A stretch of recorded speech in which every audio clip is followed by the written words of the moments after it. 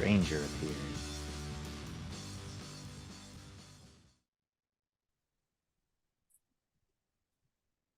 Well, are we echoing?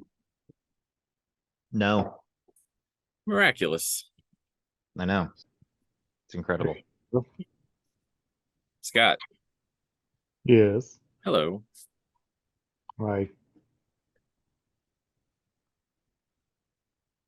I want the nice background like Tim has. You should come up and sit next to me. Yes, that's a great idea. We'll start the echoing all over again. It's called echolocation. We're bats. Or Batman. Is there any wind? No one is coming through. Only the farts that I hear every so often. You can kind of see how windy it is with my flowing mustache hair. All right. Are we ready? I think so. Scotty, Yeah. you ready? Good. All right. How are you all? Good to see you. Long time no see. It has been forever, Tim, and I'm so Many pleased Like 28 seconds total. that we could see you guys here today together, slightly separate. So welcome to the podcast. We're all together this week. We are in the Outer Banks, North Carolina. But unfortunately, because of Scott's computer, we can't all be in the same room. To echoey, or as Scott puts it, echolocation, which doesn't make much sense for this COVID. So whatever. Doesn't. So anyway, Yes, thank you for joining us for the Subtle Nerd Podcast. My name is Steven. I'm Tim. Call me Bird. I'm Scott. There it is. Today we're going to be discussing Who Framed Roger Rabbit. We might have to figure out who it was too. Hopefully by the end of this podcast, we will. I hope we can figure it out together with our powers combined. I would also like to volunteer as Tribune to change our name to the Mostly Mustache Podcast. Oh, here we go. Mm-hmm. Mostly must have. Let me sit on that for a minute. I got some stubble now, so I think you'll Nah, we'll you be all don't. right. No, you don't. All right. So anyway, yes, we ended up watching Who Framed Roger Rabbit as an entire family last night. All 12 of us together, which was very nice. By the end of the night, I think it was 4 or 5 of us together. Yes. We lost most everybody, partially due to the wine fest that the wives attended. And other children just kind of came and went as they wanted. Yes, we ended up watching together last night. It was a joyous occasion. Sang Kumbaya, held hands, all that good stuff. For me, this movie, I watch it a lot. I'm not gonna lie, this might be in my top 20 of movies of all time. I don't know if it would make the top 10, but definitely the top 20. Okay. What about you guys? So that was going to be a similar question that you kind of just answered. A When was the last time you watched this movie? few months ago, maybe, Wow. with Avery, because she wanted to watch it. Okay. What about you, Steven? It has been probably a decade or more since I've seen this. This movie? So watching it yesterday, it was like it was brand new. But not. I mean, we watched it a ton when Scott and I were younger. We watched this movie so many times. Mhm. So this is just one of the ones where you just remember most of the scenes. There were a couple of little extra things that I picked up now as an adult that I missed as a youngin. But it's been a smidge since I've seen it. So what about Scott? When's the last time you watched it? Last Also time last I night. watched it was a cold November day in November of '96. He's reading from the teleprompter on the ceiling, folks. No, Harrison just stopped by for a minute. Oh, good. He made Here it. we go. He came with us. Wow. He's our 13th. Yeah. No, it's been a long time since I've seen it. The kids watched it recently, but I haven't seen it in a long time. Did you guys see this in the theater? Yes, we did. Did you? So all three Yes. of us have that in common. I think this Yes. might be the first and only one so far. We should date. You know, I later when we're not recording. So this, not including one of the many re-releases of Snow White back in the day. That was my first theater movie, but this movie I do consider to be my official first theater movie. So what? I was 10 years old at the time. Came out in '88. Vivid memories of seeing this in the theater and just being wowed by the technicality of everything, like how they put it together. All my favorite characters in the same movie on screen. Warner Brothers, what did we say? Walter Lantz Production, Disney, everybody, like all the cartoons in the same world. It was really cool. It was. On the same screen at the same time. Very Mhm. fun. Mm-hmm.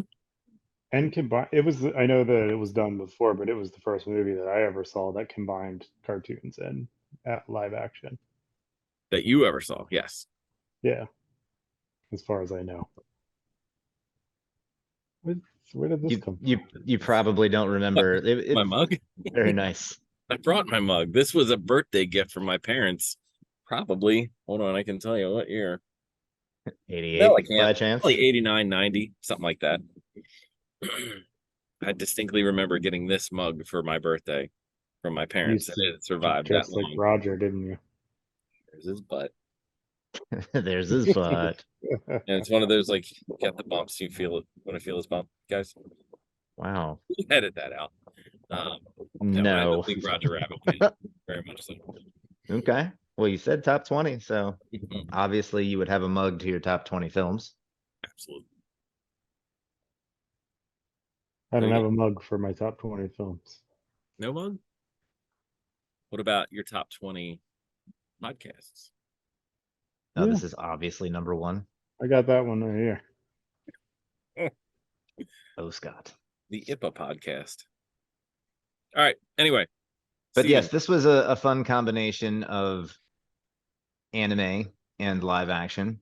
It was very cool as a 10-year-old to see the interactions. It was actually really cool yesterday seeing all the reactions and just kind of thinking things through. How did they make this happen? Like there was a lot of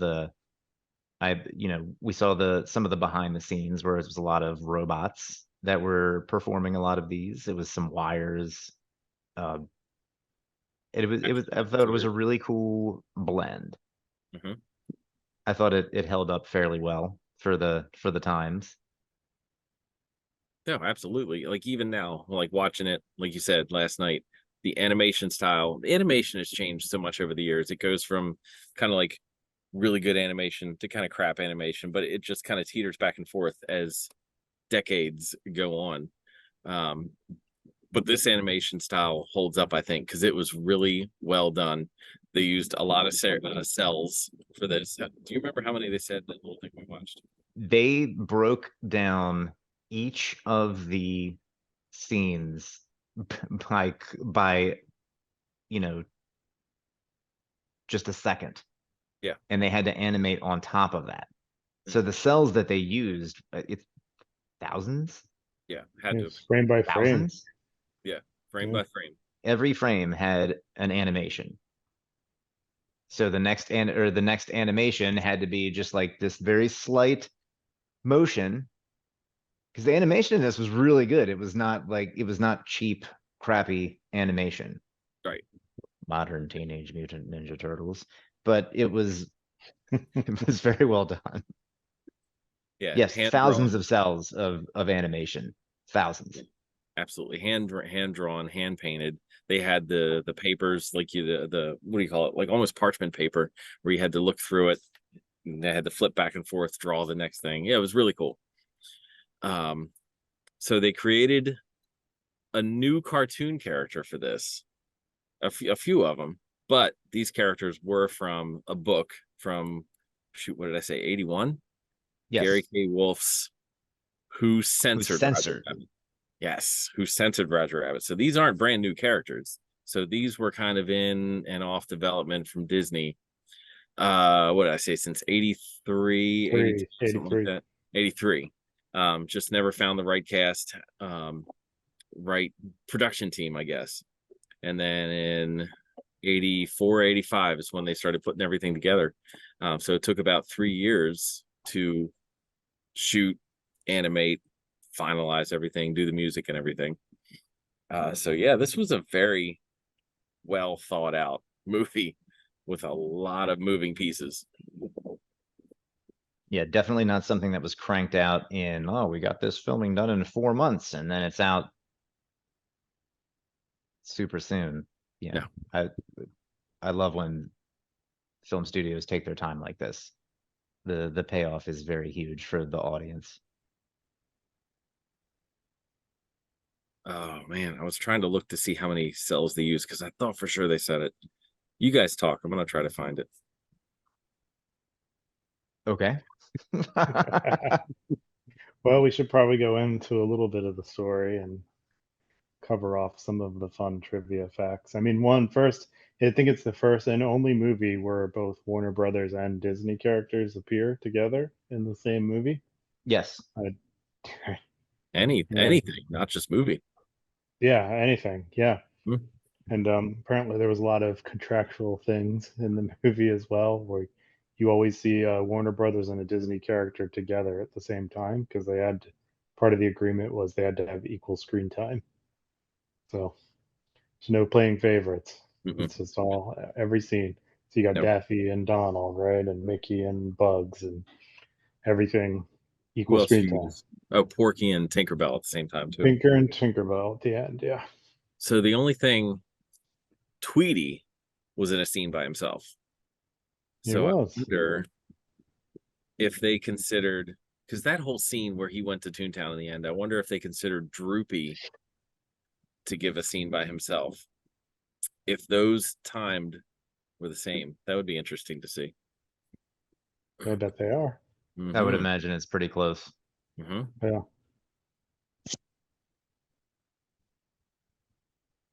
So yeah, one of the things, oh, we talked about who voiced who. So there are some incredible voice talents in this movie. And I'm going to go back to my screen here to who voiced who. So we have the incomparable Charles Fleischer, who I feel like he was a comedian when I was younger. Do you guys remember him doing any comedian stuff, or was this the first time we heard his name? I'd never heard his name No, until this movie. Yeah, I never either. So American actor, stand-up comedian, musician. So yes, late night I was watching TV probably when I should not have. And I do remember him. I got him confused with Dana Gould because they had very similar facial structure. Do you guys remember Dana Gould? Yes, I saw him live. Did you really? Yes, Comedy Factory downtown. But he's a writer for The Simpsons. A very popular stand-up comic as well. Super funny guy. It looks like he started doing Charles Fleischer started doing stand-up around 1973. He was on the Tonight Show in 74. Yeah, so he's been around. So he voiced Roger Rabbit, Benny the Crab. That's good. Benny the Crab. We're Who at the could beach. forget? I don't know why I could forget Benny the Crab. And Greasy and Psycho, which I think were two of the weasels. Yeah. What did we say earlier? That who voiced Benny the Cat originally? Do you guys remember who I said? Oh, Lou Hirsch, right? So I Was think it Lou? Hirsch. Yeah, Lou. And then he got picked for Baby Herman. Uh-huh. Yeah. So they chose Charles Fleischer over Lou Hirsch. Who else we got in this movie? We've got Kathleen Turner. Mm-hmm. Who was uncredited for her role as Jessica Rabbit, the non-singing Jessica Rabbit, because there was a different singing voice. Amy Irving voiced her in that one song, Why Don't You Do Right? And who'd you say, Scott? Who else we got? Christopher Lloyd. Christopher Lloyd. He loves playing Those Scary bad favorites of guys. Back to the Future. Of course. Yeah, he said there was something in an interview where he said he was kind of modeled it after the guy from Wrath of Khan. I forget the name of the character he played in that, but just the Interesting. Yeah, he does a very good job of playing bad guys. He's got just that intensity in his acting. does. Um, He didn't blink in any of the scenes apparently. I have to rewatch it to confirm that, but that's supposedly a thing where he didn't even blink. Yeah, creepy. no, that's very cool. Yeah, he did a great job. So we have some classic voiceover actors. Mel Blanc. We got to mention Mel Blanc right away, who was the original voice of so many Looney Tunes characters. So in this movie, he played Bugs Bunny, Daffy Duck, Porky Pig, Tweety Bird, and Sylvester Tweety Bird. Tweety Berg. Who could forget Who could forget Tweety Benny the Iceberg? Crab and Tweety Bird? He was the voice of our childhood. Yes, and Sylvester. That's right. Saturday Yeah. morning cartoons, and Mhm. it's Mel Blanc, and he's every single one of the voices with the exception of Elmer Fudd. Yeah, but didn't he eventually voice Elmer? I don't think so. Really? Okay. Really. But I do Shouldn't he know have? he voiced Daffy Duck. Oh yeah, no, it said that. I was thinking Donald. Never mind. What'd you say, Scotty? I just said he should have just done them all. Why not? Yeah, Why right. exclude Elmer Fudd? I know he did the Roadrunner, which was an easy paycheck for him because you go beep beep twice, and they just reuse that over and over. And Wiley was mostly silent. Mostly. Mostly. He had a lot of signs. He did. What who painted them? Mel Blanc. Mel Blanc painted them. In that same boat, we got June Foray. She played one of the weasels as well, and I think most of us would know her kind of old lady scratchy voice from Granny, who was in a lot of Tweety Bird cartoons. She was also Rocky from Rocky and Bullwinkle. Rocky and Bullwinkle. Yep. Who else we got? Let me see. So We had Mae Questel. Yeah, sorry, talk about her. Talk about her. If you've ever seen National Lampoon's Christmas Vacation, she's oh my god, why am I drawing a complete freaking blank? Bethany. I'm drawing a Mel Blanc. Bethany. Damn it, Bethany. He cast it. She was Aunt Bethany. Hilarious scenes with her. Original voice Sammy of Betty Boop. Grace. So yeah, original voice of Betty Boop, and they got her for this. I thought I remember reading somewhere that this was her final performance of Betty Boop, but I could be wrong about that. She did voice Olive Oyl in the Popeye cartoons. But yeah, she started as a voice actor in 1938 as Betty Boop. Wow. Yeah. Jeez. Yeah, that's a long time. We've got Jim Cummings. Yes, one of the greatest. Who's been in probably most of the animation that you can think of. Jim has had a role in something. Most currently, yeah. So he took over from Paul Winchell as Tigger. And then why am I drawing a blank on Winnie the Pooh's original voice? Oh my gosh. Come on, guys, help me out. It's not Christopher Robin. No, it's not. But Jim was in, oh my god, from all the 80s, the Care Bears, My Little Pony, Transformers, Berenstain Bears, Sterling DuckTales, Holloway. the real Sterling Holloway Ghostbusters. was the original. Sterling Holloway. Yes. Snorks, Teenage Mutant Ninja Turtles, The New Adventures of Winnie the Pooh. Winnie the Pooh. Winnie the Pooh. He was in Batman, the animated series. Goof Yes. Troop, Sonic the Hedgehog. I'm scrolling forever, and I don't think I'll get to the end of what Jim has performed in. Yeah, I mean, he's a more current version of Frank Welker, essentially. Because The new Welker's Frank. been in everything. The new, I mean, they're they're probably not that far away in age, but Frank Welker's been around forever, and he ended up voicing Dumbo in this. Just the little squeaks as he The sometimes sounds. does. Yeah. So we had Frank Welker, Russi Taylor, Russi Taylor. voice Simpsons of Minnie fame. Mouse and Mhm. Simpsons. She's Mhm. Martin Prince, Sherry and Terry. Yes. Stay Yeah. with the Simpsons theme here. Who else we talk about? Nancy Cartwright, That's it. Bart Simpson. So Nancy Cartwright voiced her official title in this role in this movie is Toon Shoe, who gets dissolved in dip. So Toon it's just Shoe. her drowning essentially. Thank you, Nancy, for drowning yourself so we could hear it in a high pitched squeak. Let's see. Any other big names? Oh, did I say? No, I didn't. David Lander. So you might not recognize the name, but he was Lenny from Lenny and Squiggy and Laverne and Shirley. He voiced the lead weasel, I guess. Some other things he was also in. He did, he's in a bunch of 80s movies, but notably he was the announcer for like the first few games in A League of Their Own. So yeah, he was. I think that weasel is actually called Smartass, the lead weasel.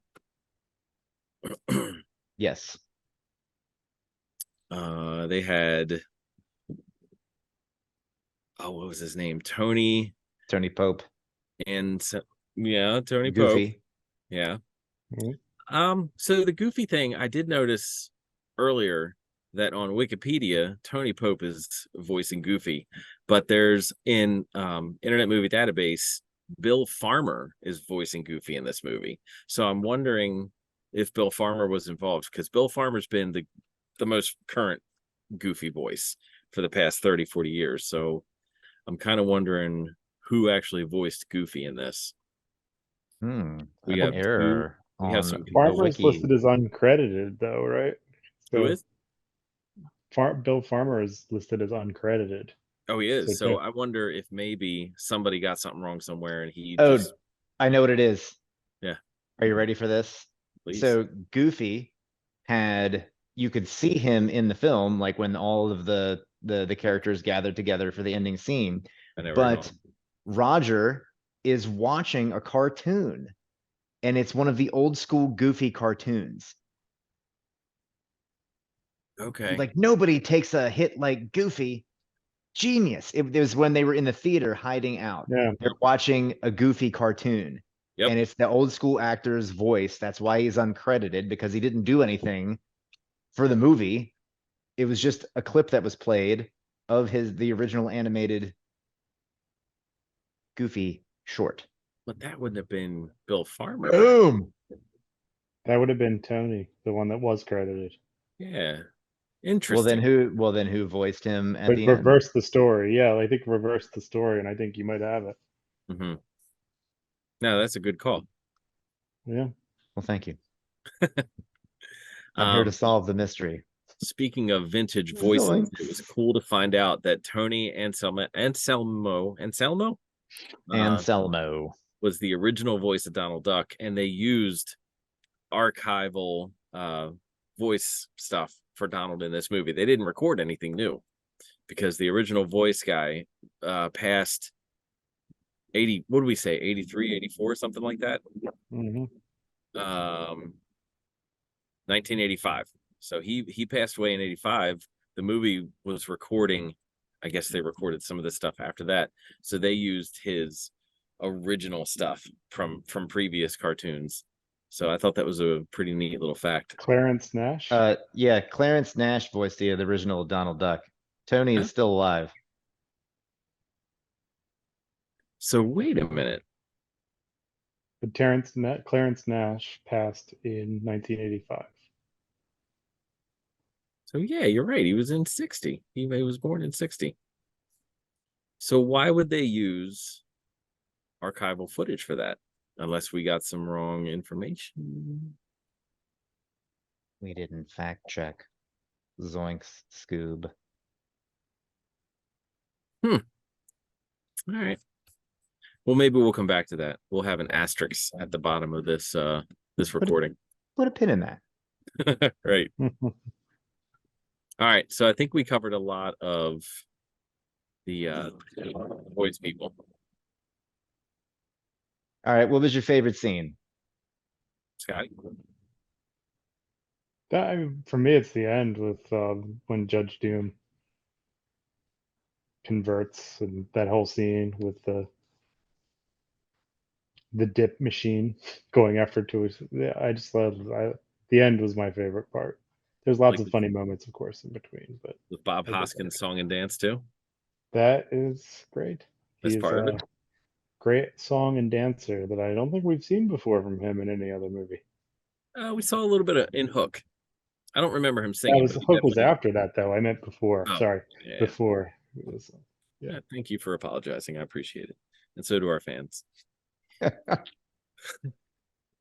I'm quite sorry, Tim. Oh, Quite it's already on tape. You're sorry. know.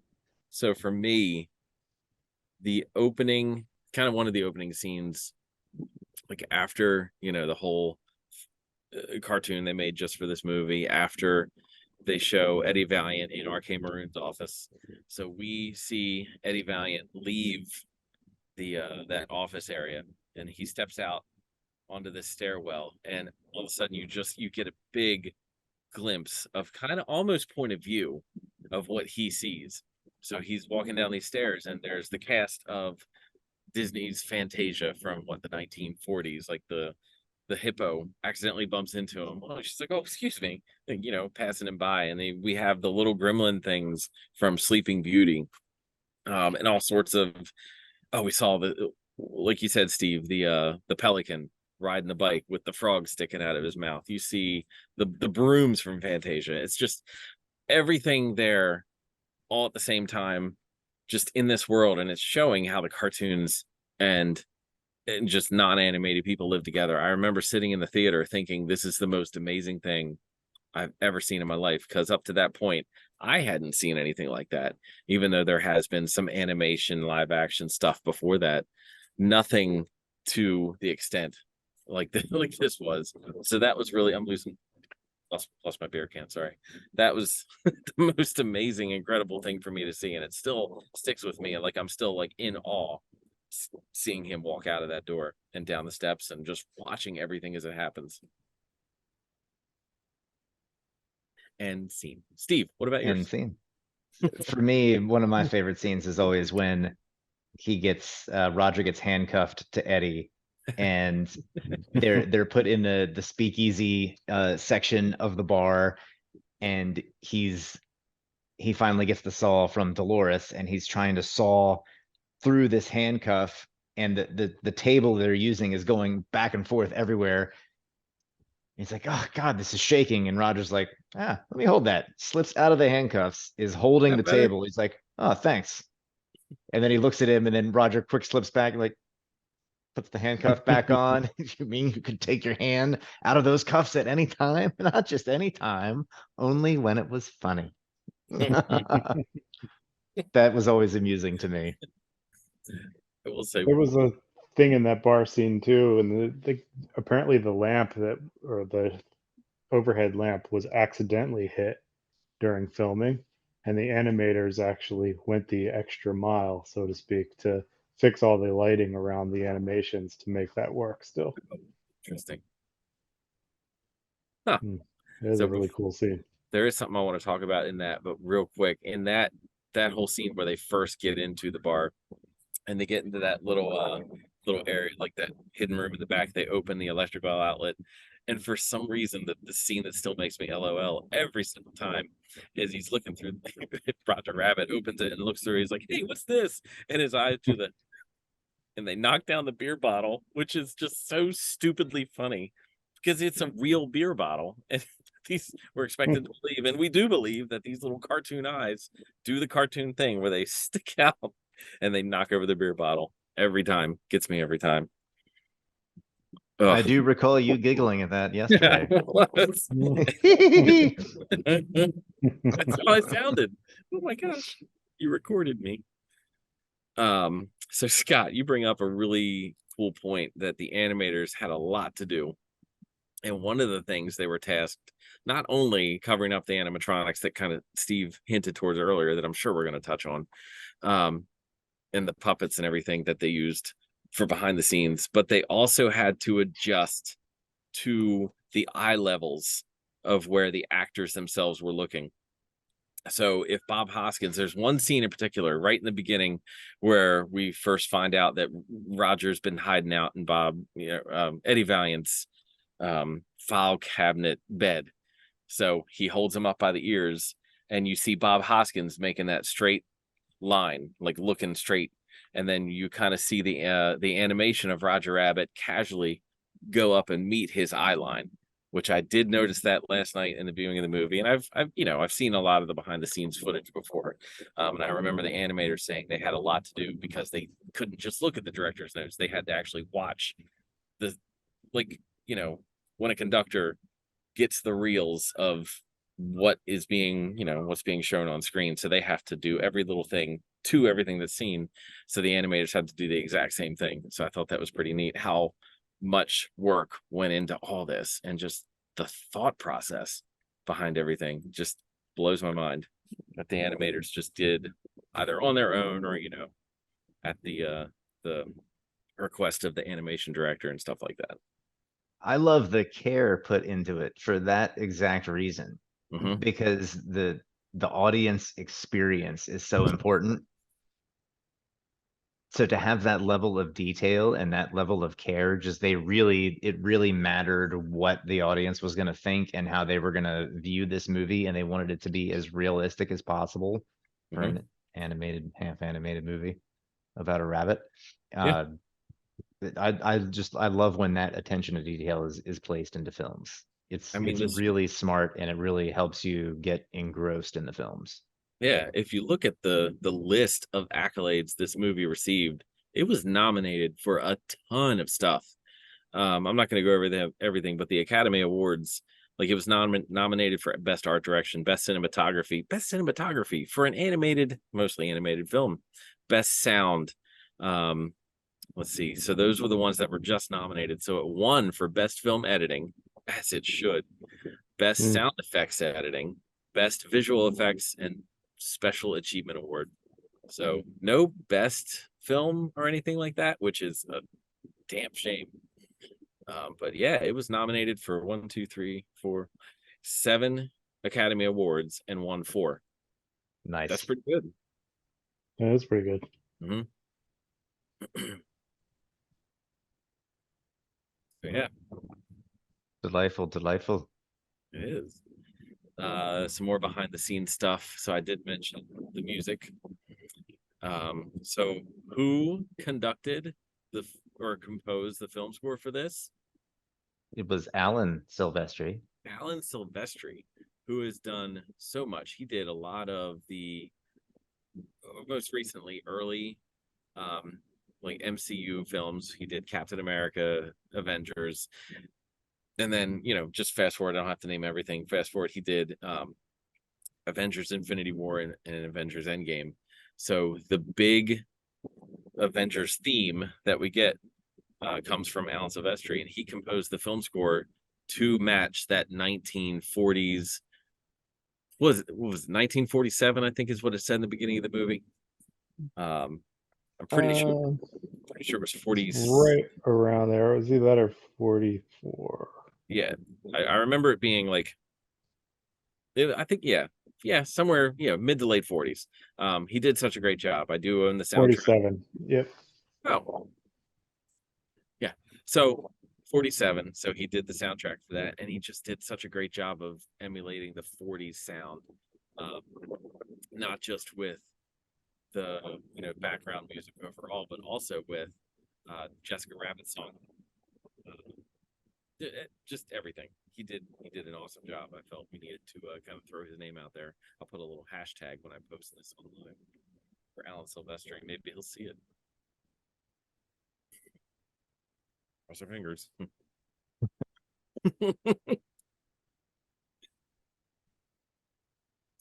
So Yeah. you were talking about the animatronics Yes. and the puppeteering that was used. That was extensive, and I think that was obviously hand in hand with the animation that needed to be done to go over top of all of the machinery, the puppeteers, and to still have that seamless effect. Like there was a lot that went into that. Like the scene where Roger was bashing the plates over his head when the record player was skipping. It's just a robot arm that's bashing the plates over itself, and they animated Roger just over top of that. Mhm. I love the realism that goes along with the animation. I think it's ridiculously cool. Yeah. It's super cool to think about how many robots were in use even in the 80s. It's not something that you think of as being a little bit more modern than that, like robots. But the fact that they were doing that kind of stuff then in movies, really cool. Hmm. Yeah, there was a lot going on. So some of the, or I guess one of the, there were some puppeteers in this as well, like either puppeteering an actual character to be animated over later, or like we saw when we watched the behind the scenes a little earlier, Charles Fleischer actually did dress up as Roger Rabbit, and he was on the set doing the voices, so Bob Hoskins and Christopher Lloyd and the rest of the crew could actually, hear and kind of see and kind of get a feel for what was going on, so they could, act and do their back and forth together. One of the puppeteers that I do want to give a shout out to, Mike Quinn, who I've met at a convention or two in the past. Super awesome dude. He's been in so many like Muppet things and other stuff.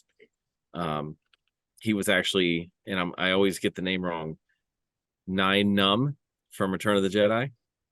Am I saying his name right? Yes, I do Nine mess it Numb. up sometimes. So yeah, he was in the cockpit next to Lando when they blew up the second Death Star. very cool. Yeah, Oh, that guy. Right. there you go.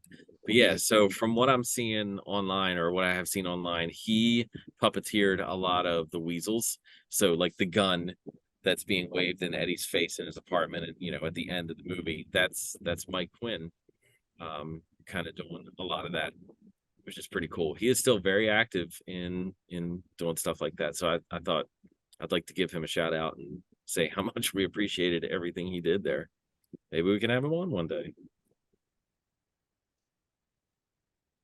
Pause for effect. Maybe throw his picture up there. I guess that's a hint I'll have to make a note of.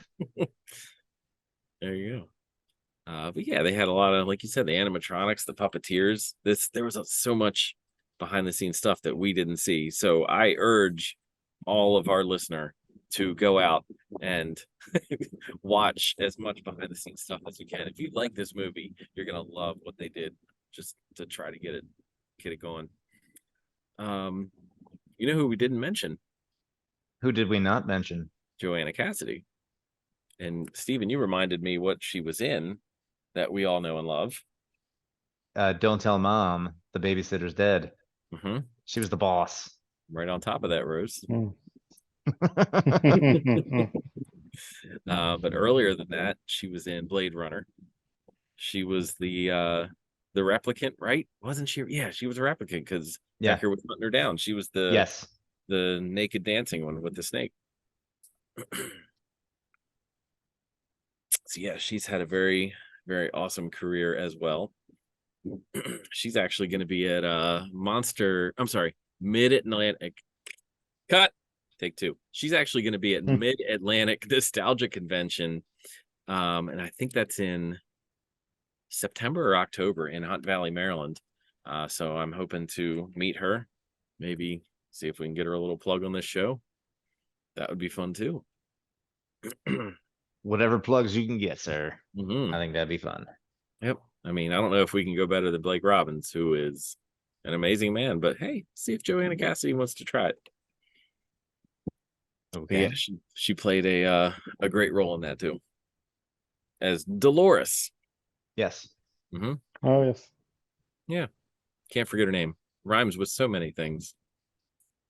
Seinfeld. Like such as what, Tim? Why don't you out loud say a few of those examples? I think Carrie's entering the house Tyrannosaurus. as No, we speak. Tyrannosaurus and Mitochondriosaurus, We'll have her sit down for this one Dinosaurus, while Tim Mulva. spells out the similarities. Mulva. Malva. Mulva. Kids, go watch Seinfeld. Oh my.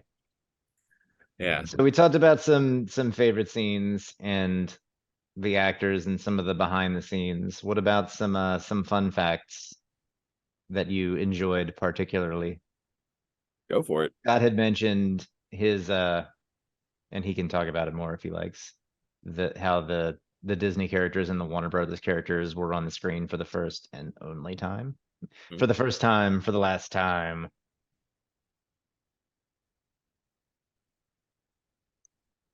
Yeah. Uh-huh. And I think we got a man built for radio, folks. Yep. yes, indeed. But yeah, I mean, what I'd probably jump to would be some of the mistakes that were kind of interesting that are somewhat related, right? Like, so it was supposed to take place in 1947, but some things weren't actually made until well after, right? So I think like the Frank Sinatra song, for example, didn't come out until 1957. Oh, So interesting. so they did use some things. I mean, you'd have to be a real nerd to care about this, but That's why we're here. but Yeah, only you a nerd would ever do something like this. yeah. But there was a couple different ones where they didn't actually get released yet, but Oh, like the characters. yeah, some of the characters do. Yeah, Yeah, didn't get released yet. absolutely. Yeah, some of the characters they showed on screen, it's supposed to be 1947, weren't actually in a film until years later.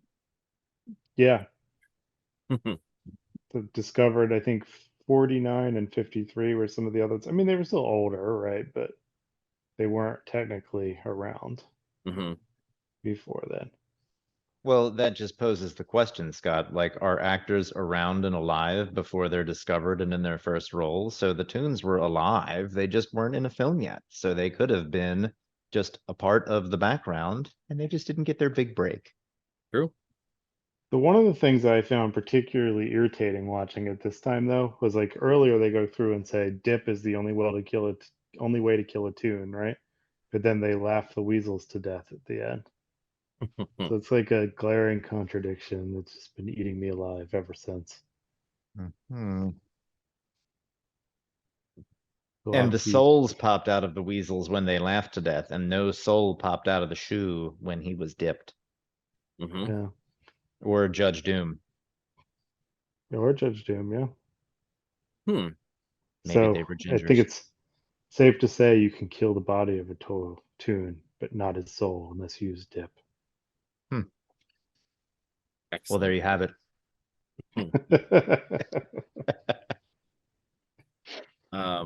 So I guess we talked a little bit about casting earlier between us. So it should not go without saying that Harrison Ford was the original. Well, I shouldn't say the original. Spielberg's original choice to play Eddie Valiant.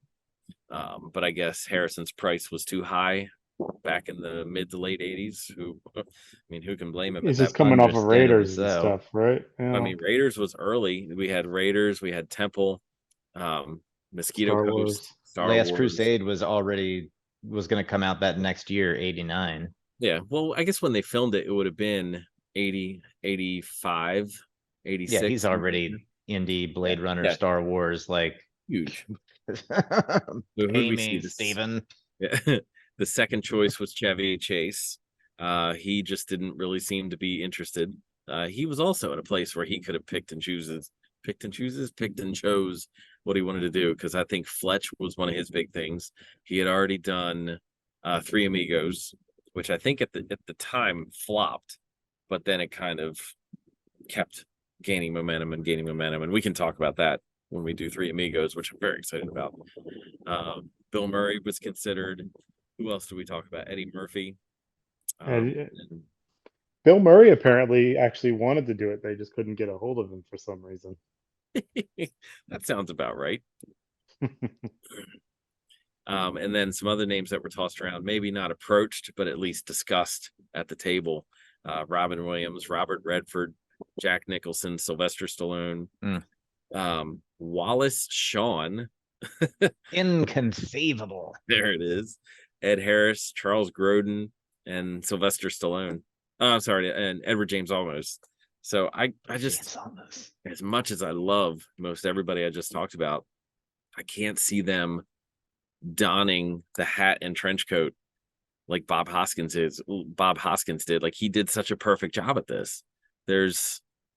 He owned that role, and he put in that time and effort in every take, throwing himself into the role of Eddie Valiant. Even like, when he's talking about his dead brother in multiple different scenes in this movie, you can see the tears well up in his eyes. Like, he gave it his all, and kudos to him. And may he R.I.P. He did such a perfect job for this. I couldn't imagine, Chevy taking it that seriously, or Bill Murray or anybody like that. As a little subplot here, Tim, for the answer to your original question, 300 that you asked previously, 326 animators worked full-time on the film. In total, 82,080 frames of animation were drawn. 82,000. Thank you for finding that. That's inconceivable, is what I know. that is. But to your current point, I think a comedian in the role would not have been as good for the reasons that you said. Did we lose Scott? Scott? Scott? Scott? Scott! Scott? I'm outside. He can't hear me. He can hear me. I think we lost Scott. Scott! Is he still talking? Scott! You folks see it He recorded. said he's trying to We're come live. back. All right, we're gonna keep talking. Hey, we got two Scotts. We have two Scotts. Which one is real and which one is animated? I'm gonna say You be the word. judge on the next episode of the Subtle Nerd podcast. Judge Doom, if you will. Scott, can you hear us? I can. We He's can't back. hear. No, I'm kidding. We can hear you just fine. Ah, Thank you. Thank you. So some more casting stuff. Scott, you brought up a pretty cool Judge Doom casting possibility. did I? Well, who originally auditioned for the role, but he was too scary. Oh, There he is, folks. Tim. He's back. Yes, Tim Curry. Tim Curry. Yes. Yeah. That's what I said. But yeah, like you said, everything we saw online said that the producers found him too terrifying, too scary, which is hilarious. Christopher Lee was also considered, but he wasn't really into it. He John would have been Cleese, terrifying as well. I agree. Like, just that deep, throaty voice would have been pretty good. So I already expressed that I don't think I can see Bob Hoskins as, I'm sorry, I don't think Eddie Valiant and Bob Hoskins could be interchangeable. I think they're the same person. Does Judge Doom get recast in this movie and still make it such a classic hit? For me, the answer is yes. Like, looking at some of these names, like Tim Curry would have given it 100%. Oh, for sure. And he would have made it a demon. I mean, just those two names, Christopher Lee and Tim Curry, this movie would have been just as good, maybe if not better. I like Christopher Lloyd a lot, but man, those two names as villains, they built their careers as off of being villains in movies. And Christopher Lloyd is just well known for Doc Brown, Taxi, just I mean, not just, but yeah, I know, but playing the eccentric kind of crazy character. But yeah, I could see it. I could see another actor taking over that spot, and this movie could still be a hit. Yes, I don't think anyone but Bob Hoskins. Some of the names though, my God, like Ed Harris and Jack Nicholson. Yep. I don't know that I could see Sylvester Stallone in the Hey, trench coat and Roger. in a hat. Ugh. Roger, you kill him. Did you do it? No. No, definitely not Sly. He stuck to Rocky in the 70s and 80s and Rambo.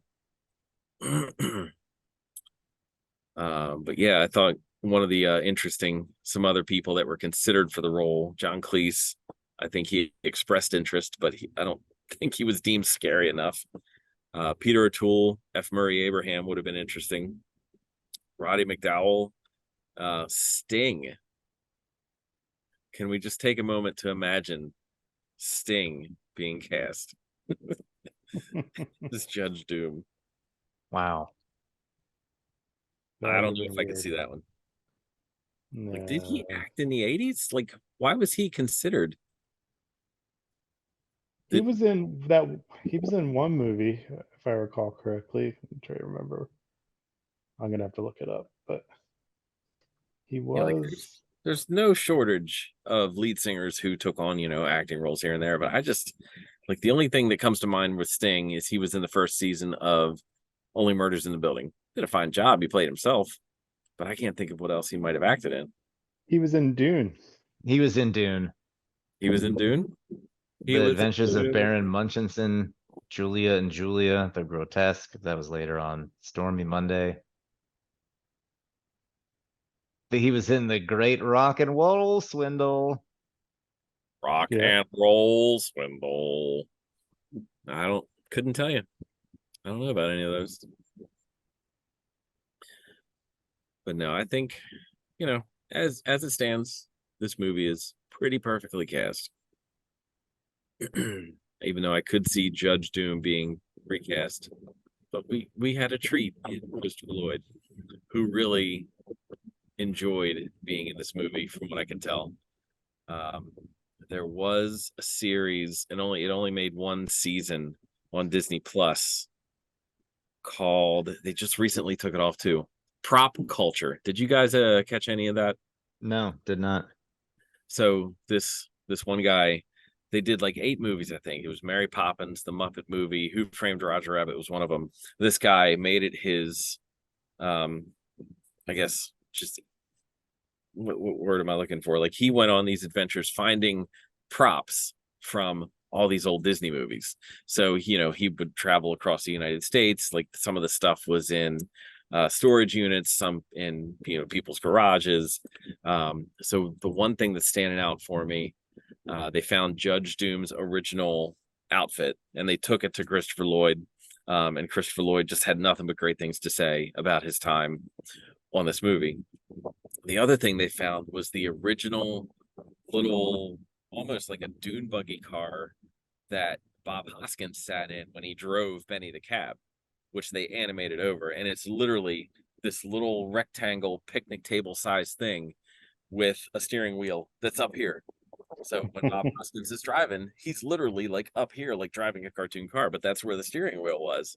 And he's actually driving this little car, which they animated over. I'm trying to think of the other stuff they found. They talked to Charles Fleischer, and when they interviewed Charles Fleischer in this, he came out in the whole like Roger Rabbit hat, the suspenders, the bow tie, everything.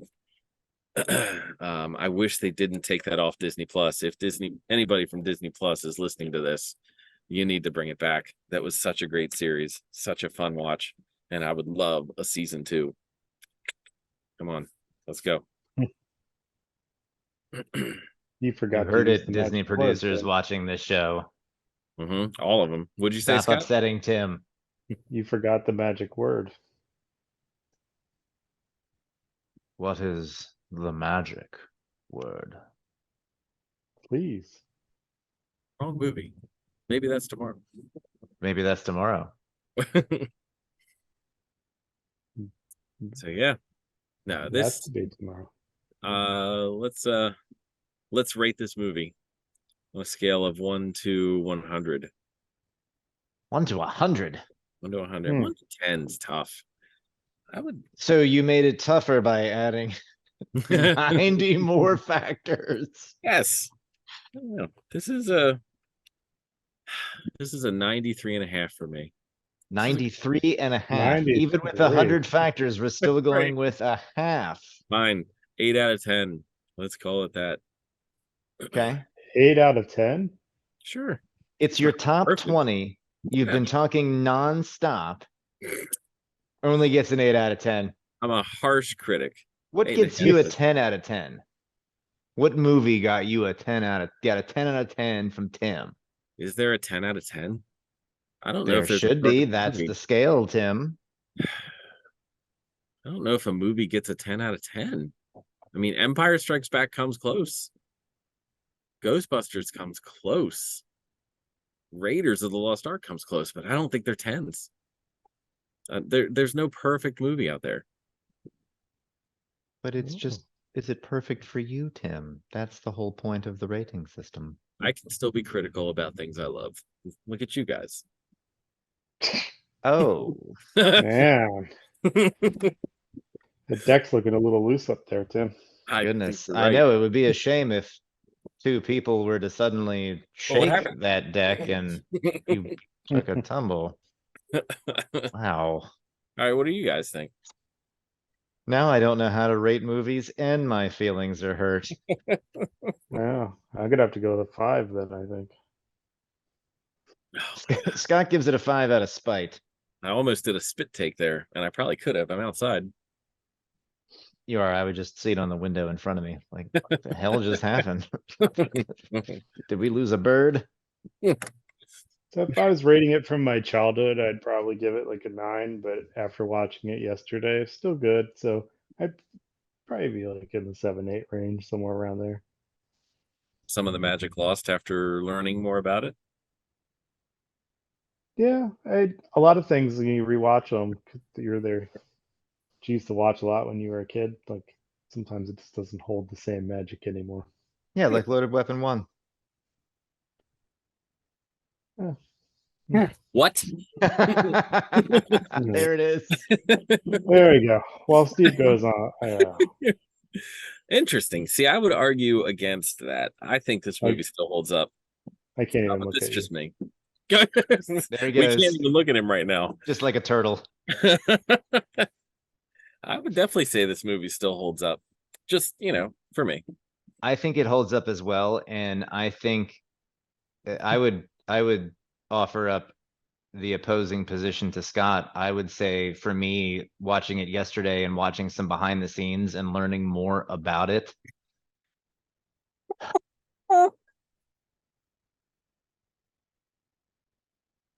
Scott. For me, learning more about it made me appreciate it that much more. Never gets old. Where the work that it took to make this happen, for me, really solidified how much the folks cared about it and how hard they tried to make this a good experience for everybody. I would say I mean, I loved it as a kid, and I would say that it's still a fantastic film and has held up very well. We're losing Scott. He's fading fast. When the shaved bears come out, we've lost his attention. He's wrapping up. So let me make it official. When Tim throws away his notes and litters in the pool behind us. I might have gone in the pool. I just that's saw a it wrap fall for the down. episode. We'll have the kids fish it out later. Yes. So yeah, no, I think this holds up. I think this is still a great movie. I'm going to show my grandkids, and I love this movie. It's a solid C for me. No, I'm kidding. This is a great movie. Solid C. Solid C. Ah. Yeah, very fun. Very fun. I'm glad we did this. Was a fun trip down memory lane. It was even more fun that, at least for the start of the movie, we got all 12 of us to sit together to begin to watch it, even if we didn't end up with all of us. So thank you all for a fun family experience. Yes, Scott. Thank you did. to our listeners for taking the time to listen to our podcast. Hopefully you liked some of the similar things that we did. If you thought some different thoughts, did the movie hold up for you? Did it not hold up for you? Drop a comment in the section below. And thank you for watching. We appreciate each and every one of you. Thanks, folks. Thank Have a you. great night. Thanks. Bye. You did great, Stephen. Scott, you did great. I gotta pee. All right, let's end it and go talk to each other in real life. Okay.